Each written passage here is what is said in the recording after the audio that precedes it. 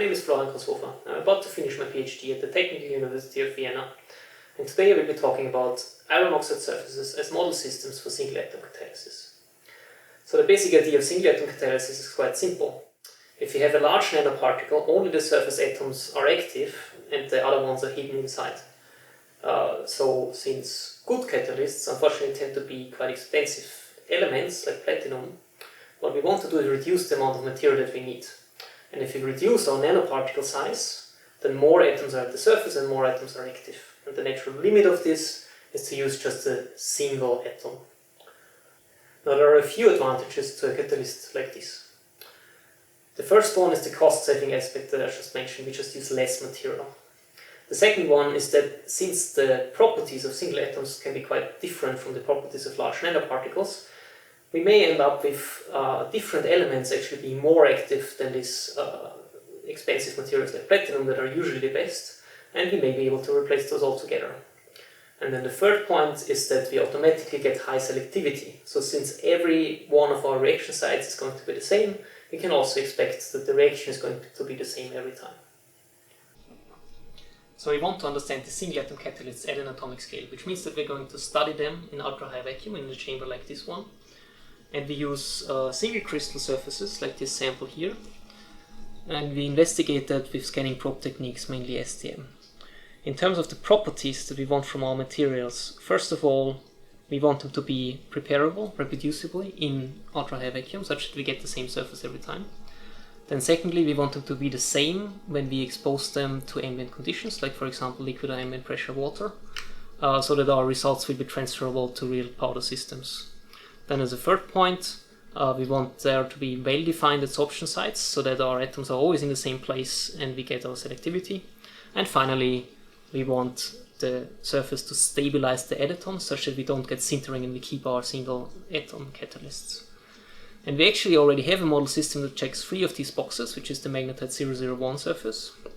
This we have been working with for a couple of years.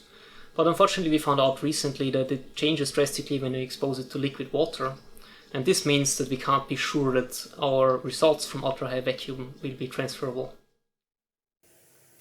So approaching this from a practical side, here is an example of the type of powder catalyst that we would like to understand. So this is from a paper that really kickstarted the field of single atom catalysis, and basically what these authors showed is that you can stabilize single platinum atoms on an iron oxide surface and really get high activity for CO oxidation.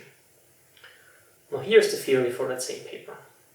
Now there are a few big assumptions here, and the main one is that the surface has this specific termination, where essentially the hematite crystal is cut at this 001 plane like this, and then basically you end up with one iron atom per unit cell, and that's sometimes replaced by your catalyst atoms like platinum.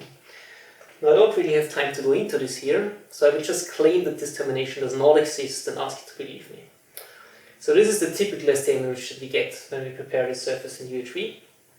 And under ambient conditions it becomes hydroxylated, which obviously also changes the coordination of surface cations. So in either case it's not these very simple terminations that people assume. So looking back at our list of properties that we want, this phase on 2 counts. First of all, it's not the same surface in vacuum as under ambient conditions. And secondly, we don't have well-defined sites even in vacuum that will be the same for all the atoms. So instead of this very popular 0001 facet, for the past few years we've been studying another, the 1-102 facet.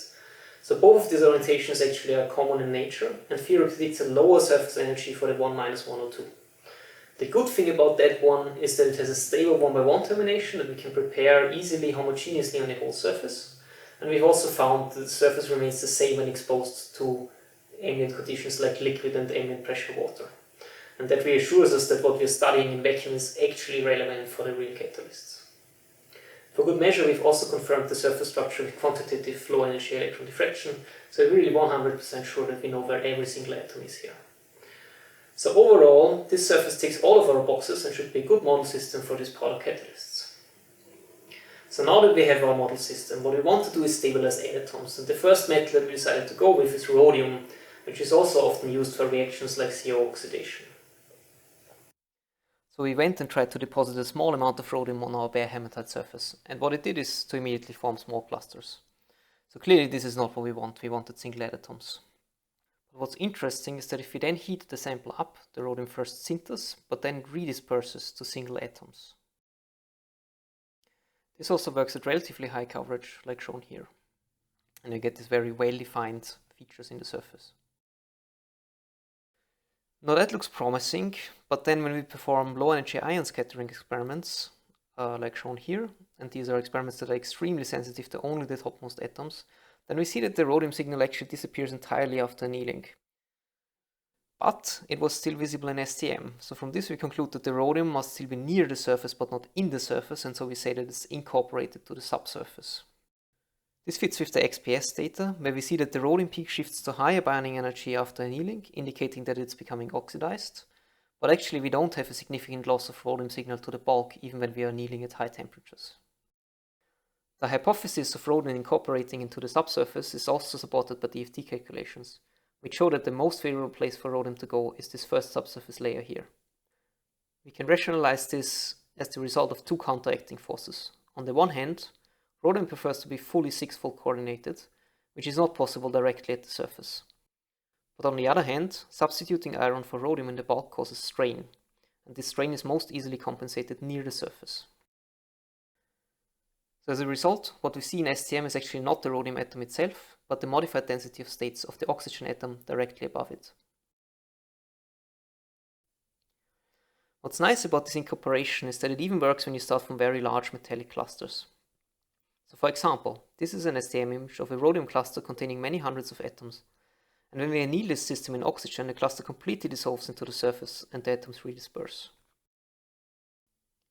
So on the plus side, we can get really stable single atoms which don't diffuse to the bulk, and we can even redisperse large clusters. But unfortunately, the rhodium that we do get is fully coordinated to oxygen, so it won't be catalytically active.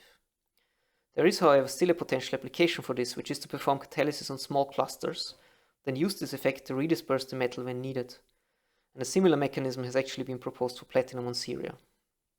But what we actually wanted was single atom catalysis, and this is certainly not that. So ideally, we want to stabilize our adatoms before they even form these clusters. And we finally managed to do this by depositing the rhodium in a low background pressure of water. This here is a video of single features on the hematite surface.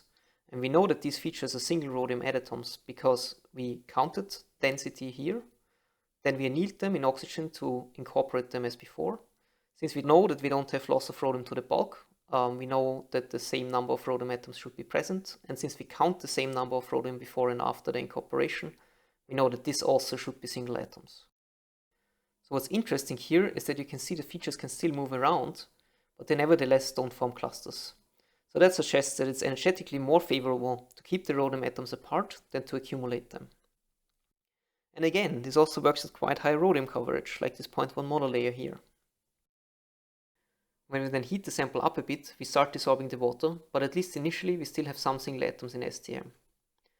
XPS indicates that some OH groups remain, and that these are likely coordinated to and stabilized by the rhodium. Then when we heat to higher temperatures, we see the same behavior as before, so the rhodium sinters and later incorporates into the surface. Finally, we did non-contact AFM on this system. So this was done by depositing rhodium in a background of water, then annealing to dissolve most of the water except the one that is coordinated to rhodium. So what we expect is to see rhodium that still has some OH groups coordinated to it.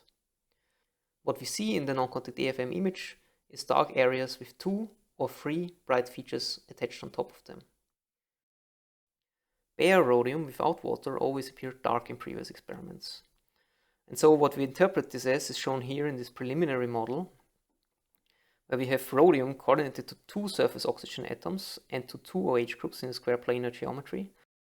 And then there can be another water molecule attached to this complex, which explains why you sometimes see 2 and sometimes 3 features in AFM. Down here is an AFM simulation of this same model, which fits pretty well to the data. In conclusion, I hope I could convince you that the hematite 1-102 facet is a very nice model system for single atom catalysis, and that we can stabilize single rhodium atoms either by incorporating them in the subsurface of hematite or by depositing them in a background of water. Finally, I would like to thank everyone in the group in Vienna who contributed to this project, and of course, thank you for watching.